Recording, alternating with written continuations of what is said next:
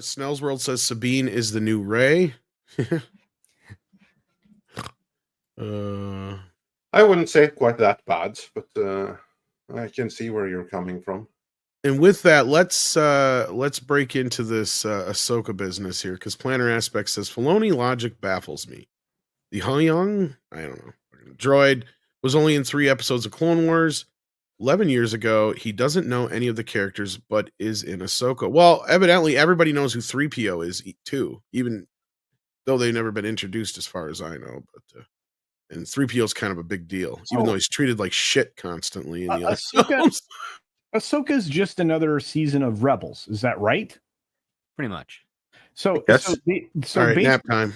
This is an extension of a superior cartoon show that's being done 3-dimensionally in a very poor way. Well, I mean, I wouldn't go so far as the cartoon show superior. Okay. So it was equally this stupid, weak, and full of holes.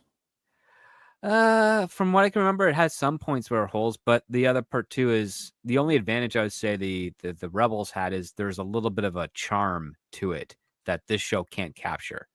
And I think that's to do with the fact that Rebels was a structured show. Like, it only had 24 minutes. The Ahsoka is whatever length Dave Filoni wants it to be on a given whim.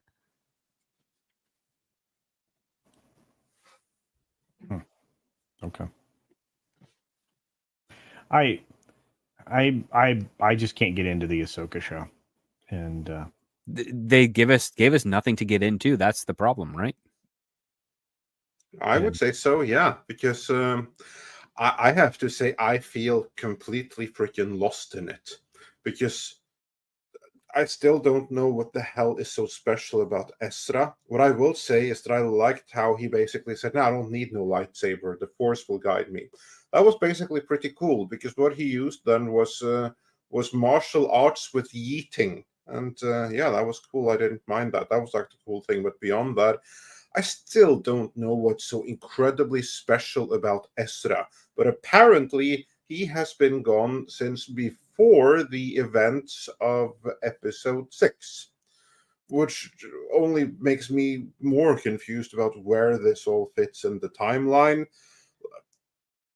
I still think it's a disastrous move that we have the same Thrawn from the animated series, when it should be the Thrawn from the books reintroduced to the audience, so we get to see how amazing cunning he is and everything like that.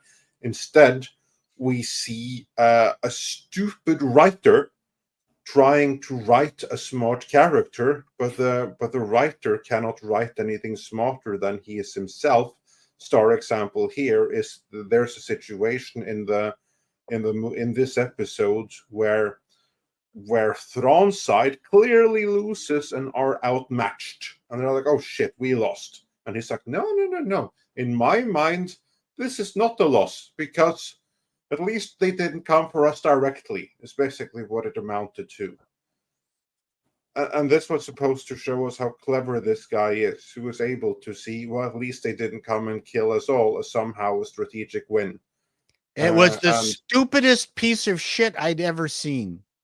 Yeah, so that scene stuck out to you as well. Oh my God.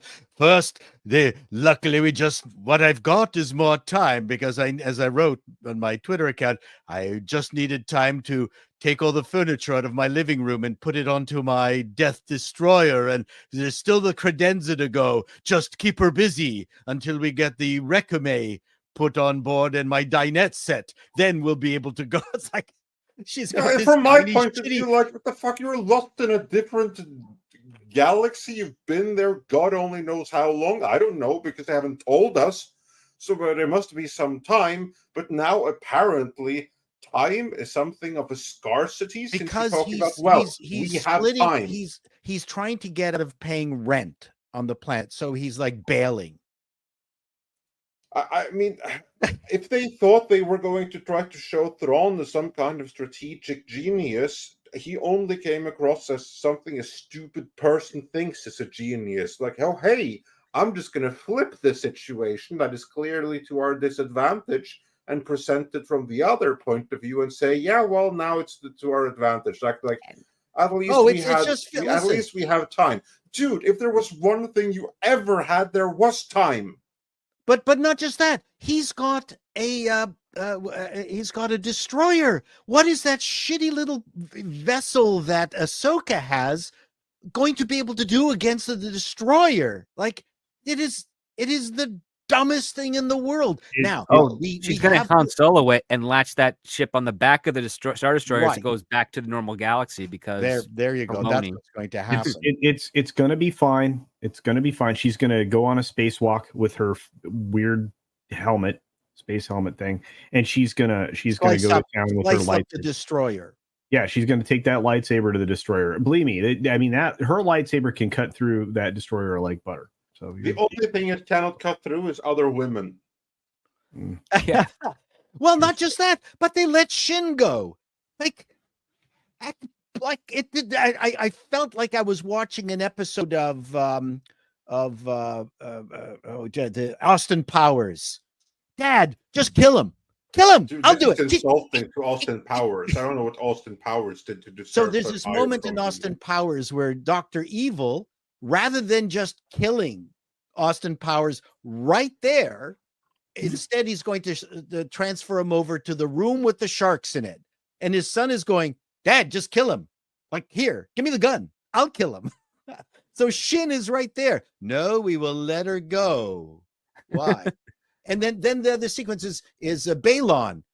You, Shin, you go off. This is yours. I'm staying here. Why? So Ahsoka and there she should be like, what the hell do I do? Where do I go? I mean, none of those people know me as anything other than your Chihuahua. So what the hell am I without you? I mean, I'm going to stay here.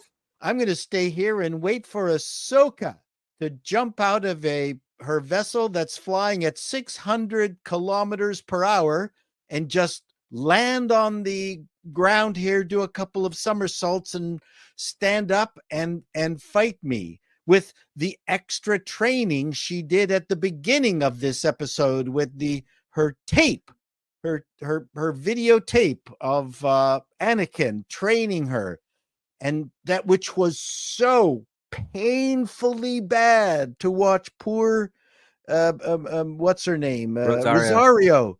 It almost like she looked like she was arthritic. It was terrible. As versus Babyface posted or forwarded a video of an Oriental, I think a Japanese girl doing kickboxing, and she was just flying, and everything was like snap, snap, snap, snap, snap, snap, snap, and you're going, okay, that's what this needed to be. I call her Babe Lee. Did you see that video?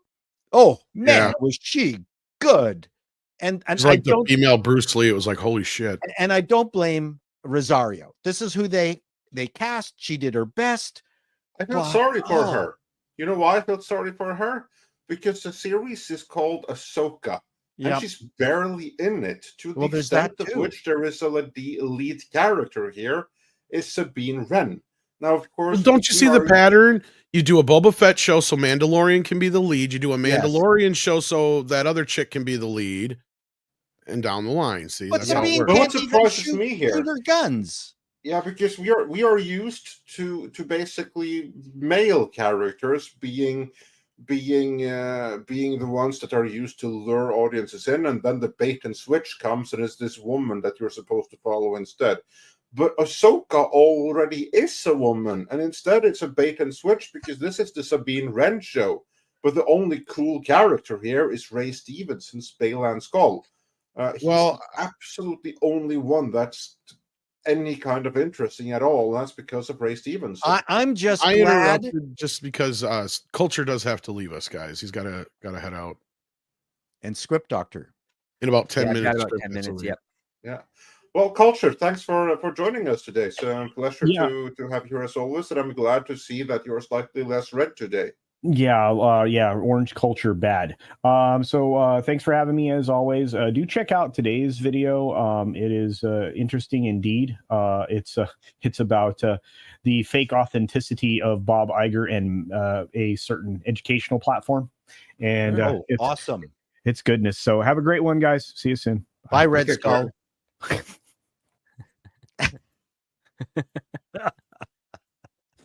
All What was hail it? Red Skull. Oh, yeah, Red Skull. What was I going to say? Oh, there's just so much Were you gonna bad. say Hail Hydra? Hail Hydra. That's sorry. That's what was right. I forgot what I was going to say. Anyway, it doesn't matter. Well, I was last I didn't speaking of mean Ray to Stevenson disrupt, and how but he's the best part of the series so far. And to me, this is kind of like an issue because now, again, like you have in most of these Star Wars series, the ones that sucked at any rate, it's been basically now 7 episodes of, if we're totally honest, mostly filler. And now you have all of these open storylines and story threads, and they have 1 episode left to close it all out on, or rather, it's obviously all going to continue in whatever next thing. But to Filoni- close what? Script? Like, what's the story? What? Like, for all intents and purposes, the first part was really all about finding or preventing the finding of Thrawn. Okay, we found it. That's the end of the story. Like, what else? Now it's like, now Thrawn's going to return. This is the inciting incident, is that Thrawn shows up and they're doing a show stretching out that one incident over 8 episodes. It's like, no, get to the point. We don't need the whole looking for him and going out to the galaxy, finding where he is and coming back. Just have him appear and get us into the actual story. There you Start go. your story late, get out early. Then this thing is doing the start the story 2 years ago, and if we get out, it's by accident. And I just have to say, I am really glad there was another space debris chase. God. I don't Well, even you have to understand how that debris showcase how makes sense. genius Thrawn is.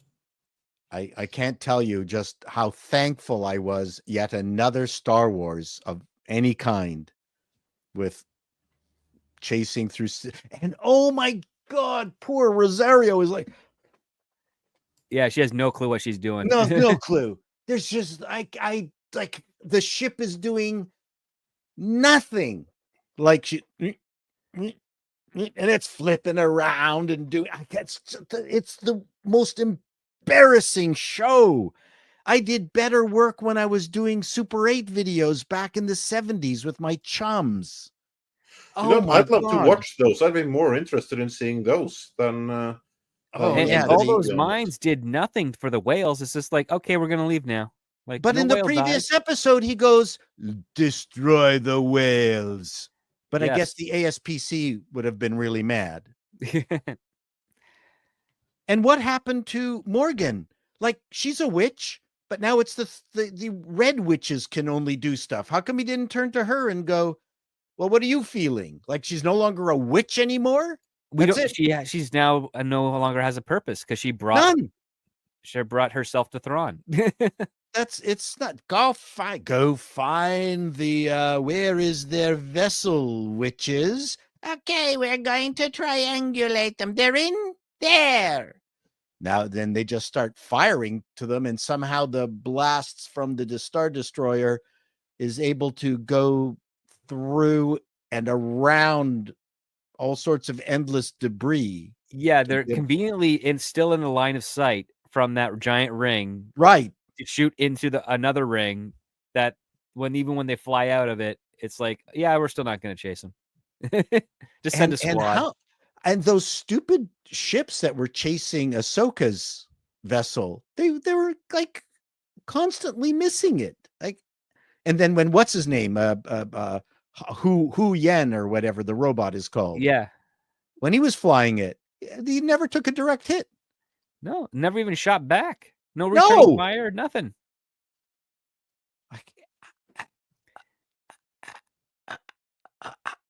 Just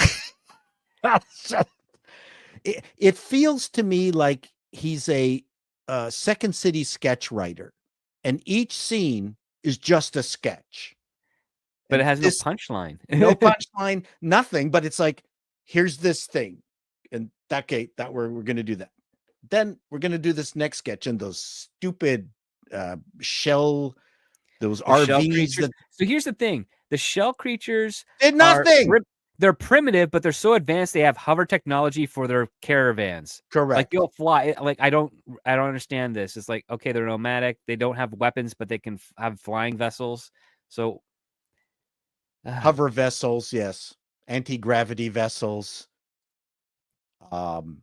It is the most bizarre thing This thing is testing my blood vessels. yeah. You saw it, right, Tom? Fuck no.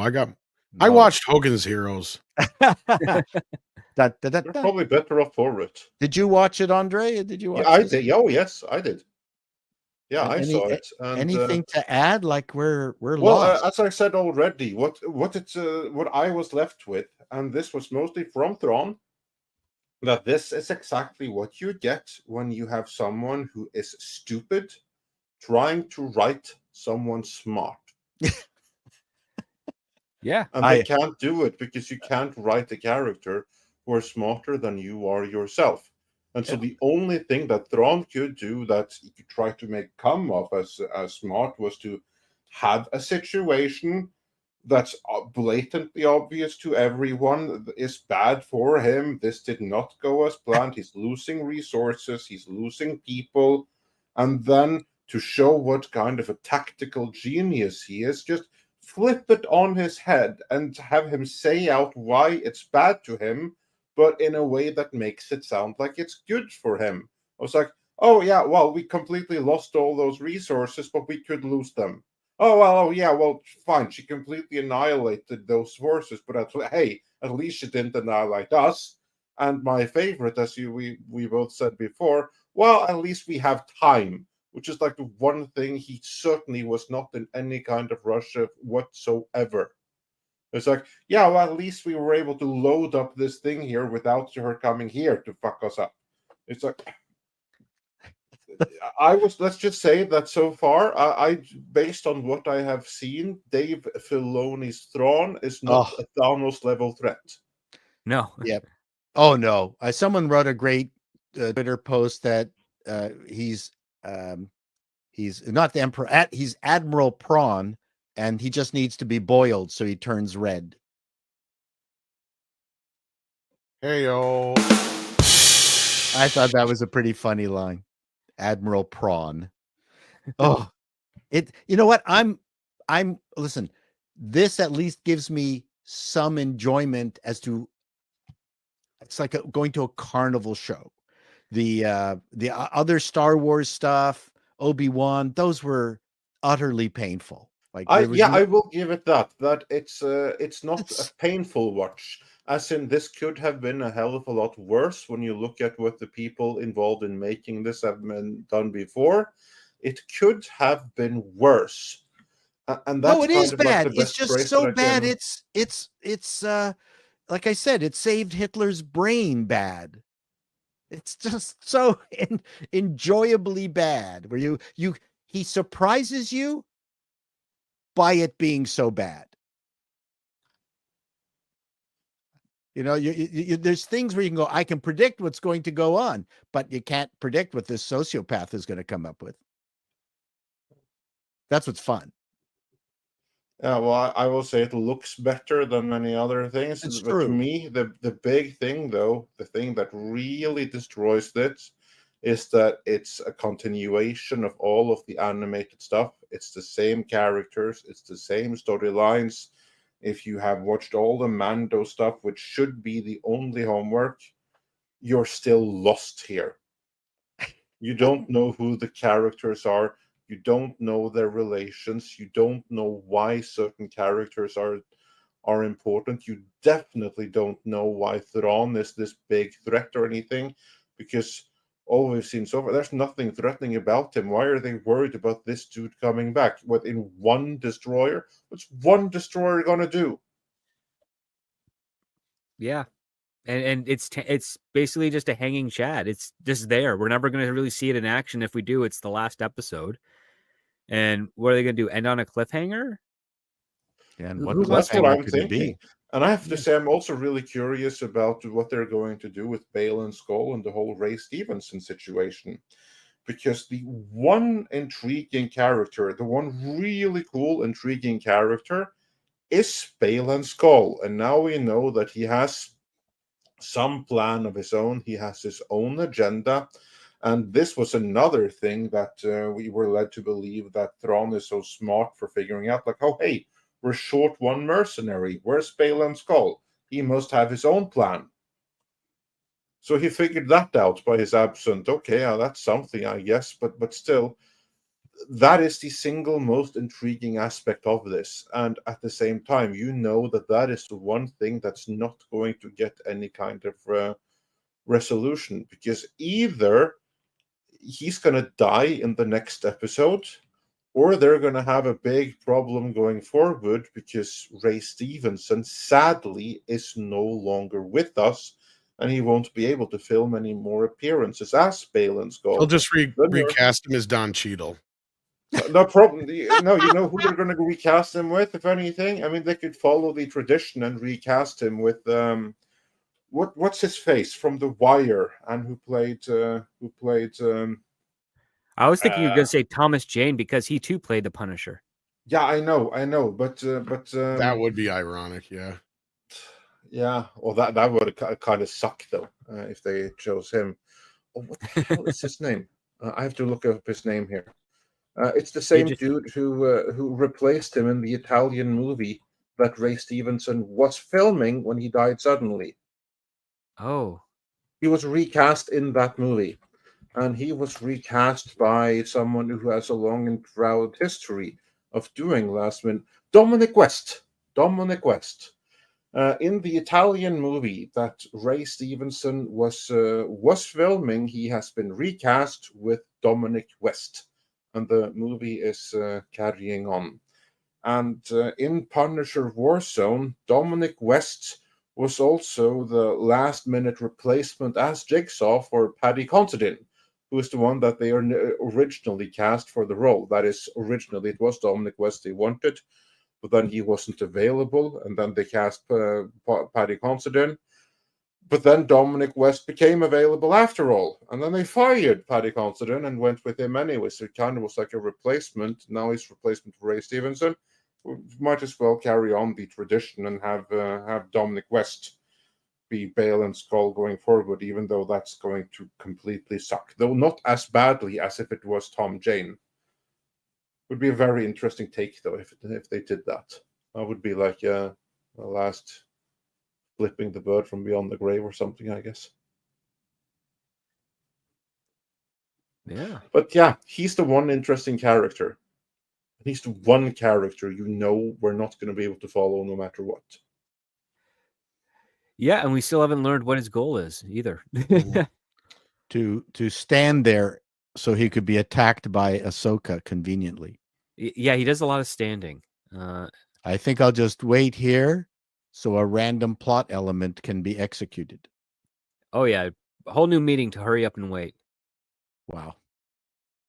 This clip was taken from Midnight's Edge in the Morning, which streams live every Monday, Wednesday, and Friday at 9 a.m. Pacific Time on the Midnight's Edge main channel. There, you can send in your live questions and comments before clips and full stream replays are uploaded to Midnight's Edge live archives.